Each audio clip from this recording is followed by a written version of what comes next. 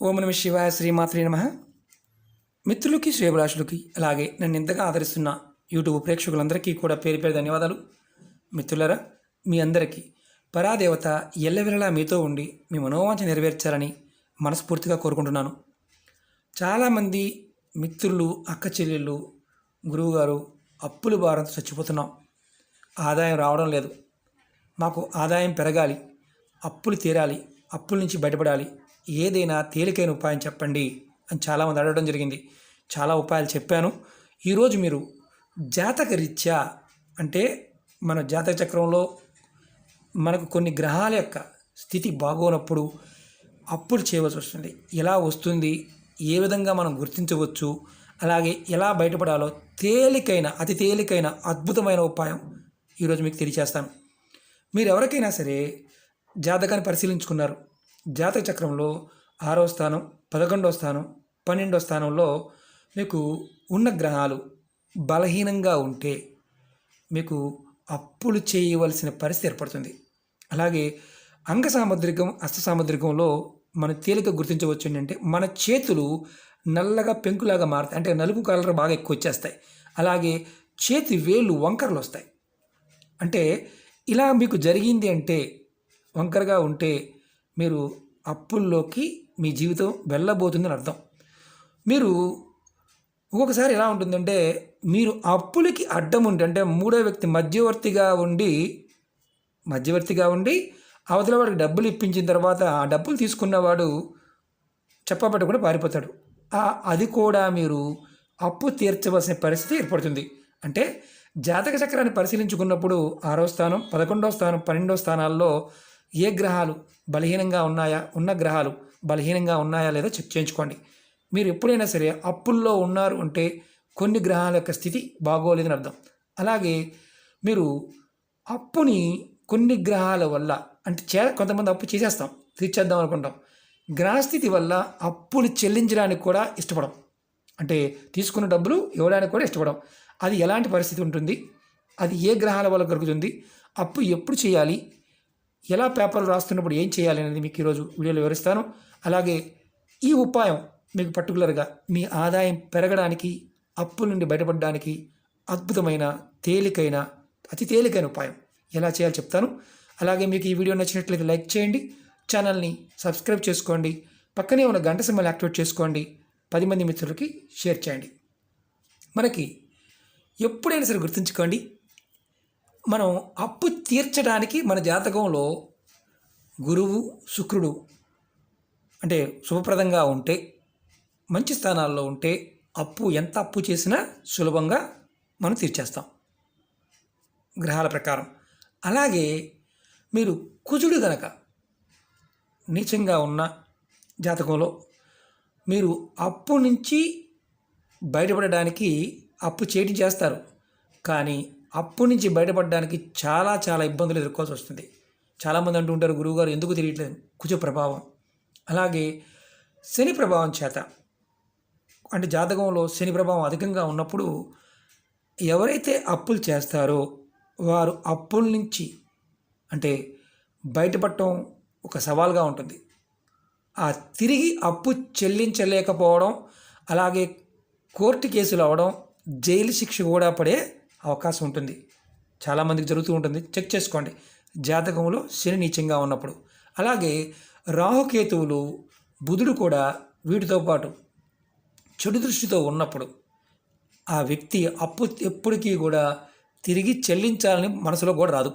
అప్పు చేయడం తప్ప అప్పు తీర్చాలని మనసులో కూడా రాదు. అలా ఉంది అంటే అర్థం ఏంటంటే మీ జాతకంలో రాహుకేతువులు, అలాగే బుధుడు నీచంగా ఉన్న అర్థం. అలాగే మనకి జాతకంలో శని భగవానుడు కనుక మిశ్రమ ఫలితంగా ఉంటే మీరు అప్పు చేసి అవమానపడవలసి వస్తుంది. అంటే మీ ఇంటికి అప్పు ఇచ్చిన వాడు వచ్చి మీ ఇంటి మీద కూర్చుంటాడు, మిమ్మల్ని రోడ్డు మీద నలుగురు ముందు పట్టి వాడు మీ పరువు తీస్తూ ఉంటాడు. అలాంటి సందర్భాల్లో మీరు కొంతమంది ఆత్మహత్య కూడా ప్రయత్నం చేస్తూ ఉంటారు అవమానం కారణంగా. ఇది మనం చాలామంది పెద్దగా పట్టించుకోం. అంటే ఆ ప్రభావం ఎప్పుడు ఉంటుంది అంటే శని భగవానుడి యొక్క ప్రభావం ద్వారా ఉంటుంది. కొన్నిసార్లు మాత్రమే మనుషులు అలాంటి అవమాన భారం తట్టుకోలేక ఆత్మహత్య కూడా చేసుకుంటూ ఉంటారు. ఇప్పుడు మనం తేలికైన అతి తేలికైన పరిహారాన్ని మీకు తెలియజేస్తాను. ముందుగా మీరు గమనించాల్సింది ఏంటంటే, అప్పు చేర్చడానికి ముందు మీకు అంగ సాముద్రిక ప్రకారం మీ చేతులు ఈ భాగాలు నల్లబడతాయి. అలాగే చేతులు వేళ్ళు వంకరగా మారుతూ ఉంటాయి. ఖచ్చితంగా మీరు అప్పు చేయడానికి సిద్ధంగా ఉన్నారని అర్థం. అంటే అంగ సాముద్రికం కూడా మనకు చెప్తుంది, అసాముద్రికం చెప్తుంది ఏంటంటే, మన శరీర భాగాలు రాబోయే మన గ్రహస్థితిని మనకు తెలియచేస్తాయి. దాని అర్థం అది. అలాగే మీరు రుణం తీసుకుంటున్నారు, అంటే అప్పు తీసుకుంటున్నారు. ఎప్పుడు తీసుకోకూడదు, ఎప్పుడు తీసుకోవాలో చెప్తాను. మీరు శనివారం నాడు ఎప్పుడు అప్పు తీసుకోమాకండి. ఆ రోజు మ్యాక్సిమం వదిలేయండి, లేకపోతే ఇబ్బంది పడతారు. అలాగే సోమవారం, బుధవారం, శుక్రవారం ఈ 3 రోజుల్లో రుణం తీసుకోండి, అంటే అప్పు తీసుకోండి. అలాగే మీరు ఏదైనా బాండ్ పేపర్లు రాసినప్పుడు, అప్పుకు సంబంధించి నోటరీ రాసినప్పుడు, లోన్ పేపర్ మీద రాస్తున్నప్పుడు నల్ల పెన్నుతో పొరపాటును రాయమాకండి, అంటే బ్లాకింగ్ పెన్తో పొరపాటును ప్రయత్నం చేయొద్దు. అలాగే మీరు అప్పులు చాలా చేసేసారు, అంటే మీరు చాలా అప్పులు చేశారు. అప్పులు తీరడానికి ఎన్నో పరిహారాలు చేశారు. తాంత్రిక పరిహారాలు, జ్యోతిష పరిహారాలు, జపాలు, హోమాలు చాలా చేశారు, కానీ అప్పు తీరడం లేదు. మీరు అలాంటి సందర్భంలో ఈ చిన్న అద్భుతమైన పరిహారాన్ని ప్రయత్నించండి. ఎందుకంటే ఇది మన ఇంట్లో చేసుకోగలిగే పరిహారం, ఇబ్బంది ఏమి ఉండదు. ఇది ఎప్పుడు చేయాలంటే మంగళవారం రాత్రి చేయాలి.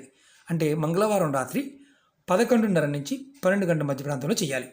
మీ ఇంట్లో ఇలా ఆంజనేయ స్వామి పటం పెట్టుకోండి. చక్కగా అంటే పూజా మందిరంలోనైనా అక్కడ కూర్చోండి. మల్లి నూనె దొరుకుతుంది మనకి, జాస్మిన్ ఆయిల్ అంటాం. ఇది మనకి పూజా వస్తువులు అమ్మే షాపులో దొరుకుతుంది. ఈ మల్లి నూనెతో 2 ఒత్తులు వేసి దీపం వెలిగించండి. తర్వాత ఒక చిన్న మంత్రాన్ని జపించండి. ఈ మంత్రాన్ని నేను వీడియో డిస్క్రిప్షన్లో కూడా పెడతాను. చాలా తేలికైన మంత్రం, గురుపదేశంతో పని లేదు. హం హనుమతే రుద్రాత్మకాయ హుం. మళ్ళీ చెప్తాను, హం హనుమతే రుద్రాత్మకాయ హుం. ఈ మంత్రాన్ని మీరు ఖచ్చితంగా ఒక 10 నిమిషాల సేపు మనసులో జపం చేయండి. జపమాల అవసరం లేదు, అనుకుంటూ ఉంటే చాలు. ఇది ఈ మంత్రం అంటే మల్లి నూనెతో వెలిగించటం, మంత్ర జపం చేయటం, మీరు మనసులో అప్పులు తీరాలని, ఎంత మొండి బాకీ అయినా సరే తీర్చడానికి మార్గాలు తెలుస్తాయి. అలాగే ఈ ఉపాయం చేయడం వల్ల మీ ఆదాయం పెరగడానికి మార్గాలు తెలుస్తాయి. ఎందుకంటే అప్పు చేసాం, అవసరానికి చేసాం, తీర్చలేకపోతున్నాం. అప్పు తీర్చడం ఎంత ముఖ్యం అనేది మనందరికీ తెలుసు. లేకపోతే పొరుగుపోతుంది. మనం చెప్పుకున్నాం కదా, ఇవన్నీ మనం అనుకుంటాం, నేను కావాలని చేయలేదండి, ఏదో జరిగిపోయిందండి అని చాలామంది చెప్తూ ఉంటారు. ఈ చిన్న ప్రయత్నాన్ని అంటే మీరు పరిపూర్ణ నమ్మకంతో, విశ్వాసంతో చేయండి. ఈ మంత్రాన్ని నేను వీడియో డిస్క్రిప్షన్ బాక్స్లో కూడా పెడతాను. ఇది ఆడవారైన మగవారైనా చేయవచ్చు. ఆడవారు నెలసరి సమయంలో చేయవద్దు. ఆహార నియమావళి అంటే ఏమీ లేవు. మరి ఎన్ని వారాలు చేయాలి అనుమానం ఉంటుంది. మీ అప్పులు తీరే వరకు మీరు మంగళవారం రాత్రిపూట ఇది చేస్తూనే ఉండండి. మీ ఇంట్లో, బయట కాదు, ఇంట్లో చేయండి. ఇది ఆడవారైన మగవారైనా చేయవచ్చు. అద్భుతంగా మీరు అప్పుల నుంచి బయటపడతారు. ఆదాయం పెరగడానికి మార్గాలు తెలుస్తాయి. మీకు జీవితంలో ఏదైతే గ్రహదోషాల వల్ల ఇబ్బందులు వచ్చి అప్పులు చేశారో అవన్నీ కూడా సమస్యల నుంచి బయటపడతారు. ఓకే మిత్రులారా, మీకు ఈ వీడియో నచ్చినట్లయితే లైక్ చేయండి, ఛానల్ని సబ్స్క్రైబ్ చేసుకోండి, పక్కనే ఉన్న గంట సింబల్ని యాక్టివేట్ చేసుకోండి, 10 మంది మిత్రులకి షేర్ చేయండి. గుర్తుంచుకోండి, దీనికి మల్లి నూనె మాత్రమే వాడాలి, జాస్మిన్ ఆయిల్ మాత్రమే వాడాలి, వేరే ఏది వాడకూడదు. ఇది గుర్తుంచుకోండి. ఓం నమః శివాయ, శ్రీమాత్రే నమః.